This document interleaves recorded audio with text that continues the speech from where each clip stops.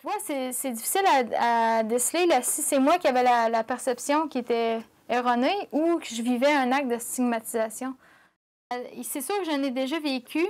Par exemple, avec mes amis, il y a des amis qui... Est-ce qu'ils faisaient un acte de stigmatisation en ne voulant plus me voir ou c'est parce que mon comportement était revenu vraiment désagréable? Même maintenant, je suis devenue stable, je suis en rétablissement, je vais bien. Puis il reste toujours que j'ai de la misère à me recréer mon réseau social. Quand même, ben, on dirait que les personnes, ils veulent plus reprendre... Il y a certaines personnes qui veulent pas reprendre contact avec moi. Pour quelle raison, on le sait pas. Est-ce que c'est la vie qui fait en sorte que je leur conviens plus ou c'est parce que, justement, vu que j'ai un trouble de santé mentale, ils ont peur de ça? Ça sonne très stéréotypé, mais c'est là que j'ai trouvé c'était qui mes vrais amis. Il y a beaucoup de gens qui m'ont supporté. C'est sûr qu'il y a des gens qui ont disparu, mais au niveau des gens qui m'ont supporté aussi, j'étais chanceux. Je me suis jamais retrouvé seul.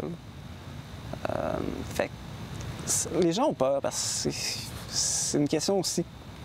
Ils savent pas. Au début, on n'était pas certain du diagnostic non plus, c'était quoi. Il y avait beaucoup ça aussi. Ils savent pas, est-ce qu'on est dangereux? Est-ce qu'on est dangereux pour les autres, pour nous? Fait que j'ai eu beaucoup de réactions positives, j'étais chanceux. Des gens qui ont supporté ça par positif, on va s'entendre. Des gens qui m'ont supporté. Mais c'est sûr, il y a toujours des gens qui vont nous mettre de côté dans ce temps-là aussi. Un ami, moi, ça fait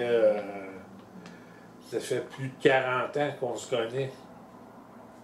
On se connaît depuis notre enfance, puis on s'est vu dans tous les états, dans toutes les... Lui, il m'a vu en tout cas dans toute ma folie puis ma maladie. Puis ça, c'est très rassurant d'avoir un ami comme ça. On a tous eu une jeunesse, puis on a tous fait des erreurs. Ça ne veut pas dire de continuer à en faire, mais on apprend nos erreurs.